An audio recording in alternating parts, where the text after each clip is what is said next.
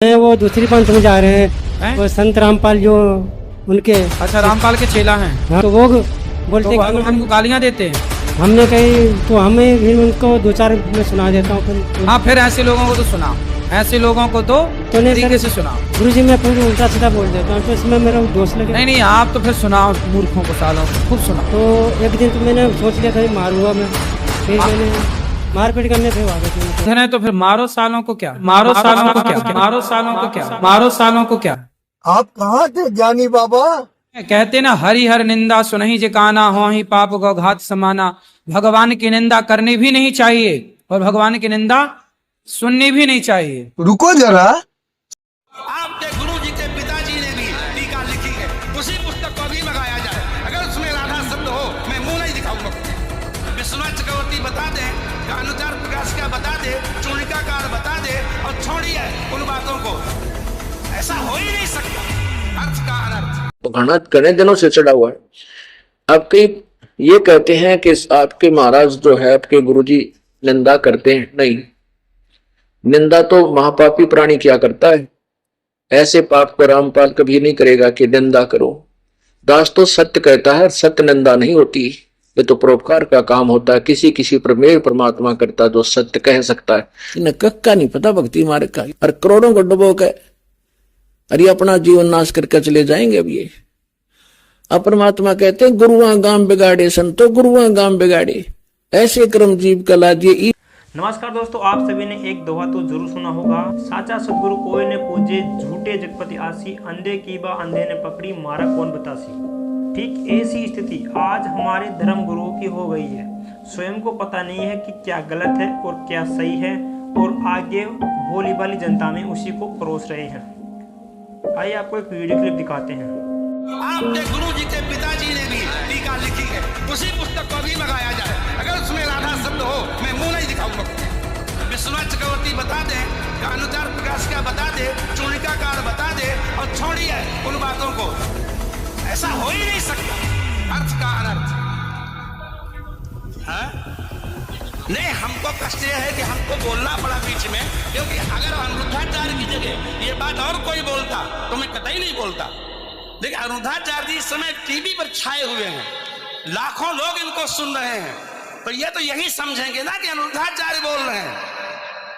इसलिए आपके द्वारा कोई अपशब्द नहीं निकलना चाहिए। मैं आपसे वंदन करता हूं, कभी कोई अनर्थ करना हो तो विचार करके करिए।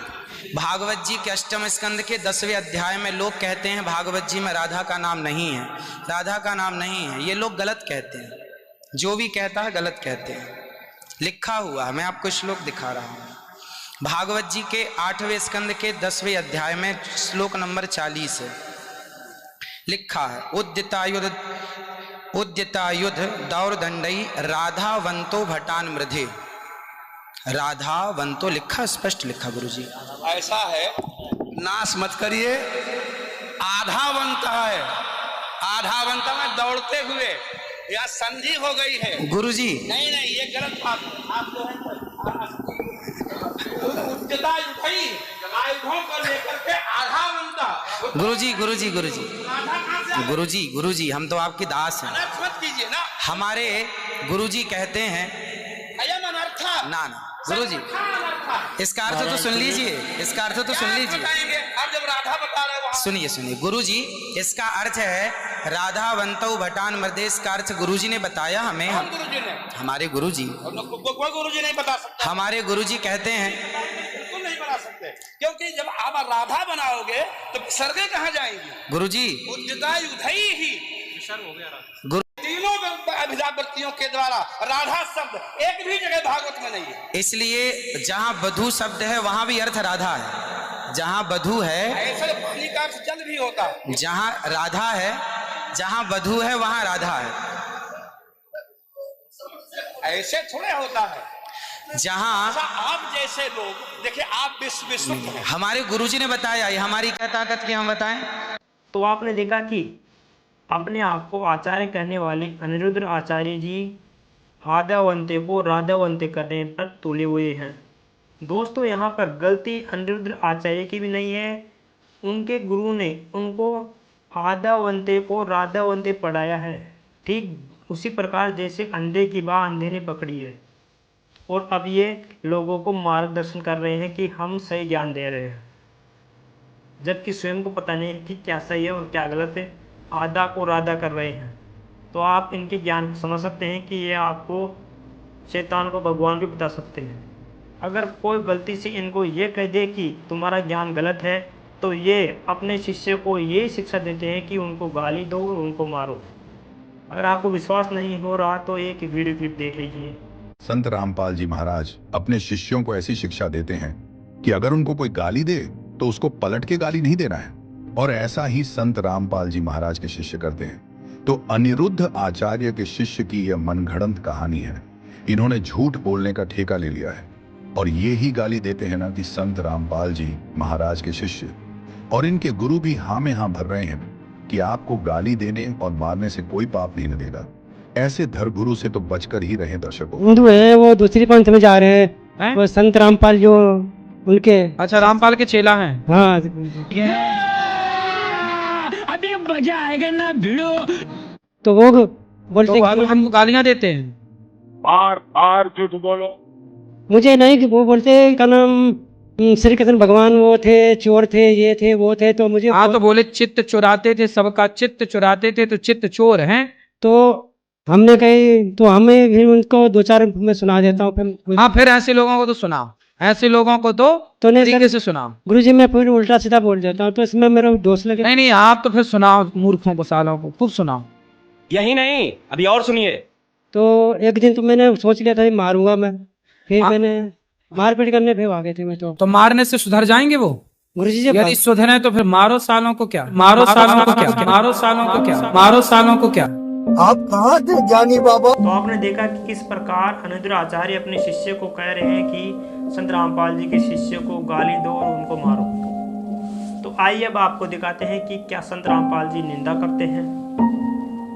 निंदा तो महापापी प्राणी क्या करता है, ऐसे पाप को रामपाल कभी नहीं करेगा कि निंदा करो। दास तो सत्य कहता है, सत्य निंदा नहीं होती। ये तो परोपकार का काम होता है। किसी किसी प्रमेय परमात्मा करता है जो सत्य कह सकता है। जीव की औकात नहीं है वो सत्य कह दे। परमात्मा अपनी समर्थता, अपनी शक्ति से और ये सत्य अपने समाज, भगत समाज तक पहुंचवाता है। अब जैसे सरकार ने एक बार नकली नोट पकड़े थे 500 के, वो डुप्लीकेट नोट थे।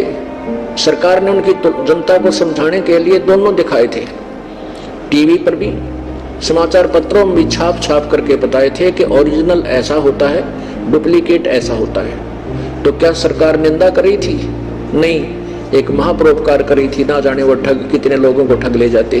तो ऐसे ये दास एक महापरोपकार कर रहा है कि सदग्रंथ रूपी ओरिजिनल नोट आपको दिखा रहा है साथ में, और इनका डुप्लीकेट लेख भी आपको दिखा रहा है कि ये गलत कह रहे हैं, हमारे वेद सत्य कह रहे हैं। इतना सा दास का कर्तव्य है। इसने चाहे निंदा कहो, बुद्धिमान लोग इसको परोपकार कहेंगे। हमने अपने समाज में भी प्यार से रहना। जैसे आपको कोई गाली दे देता है, कोई बात नहीं, आपके अंदर उतनी ही वापस गाली देने की फिर अंदर से कसक होती है, तो फिर तो भी आप भक्त नहीं बने। अभी आप में साधुता आई नहीं है।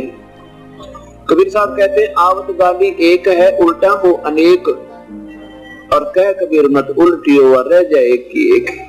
एक ने गुस्से में आकर, क्रोध में आकर, किसी के कहने सुनते या मिसअंडरस्टैंडिंग कर, किसी की गलत धारणा से मान ले आपको कुछ उठपटांग कह भी दिया, तो आप उसका तुरंत प्रतिफल में बदला मत दो, उसका तुरंत जवाब मत दो। फिर वो एक देगा, एक और दे देगा, वह दो ना हुए। दो जब होगी जब आप उल्टी दे दोगे।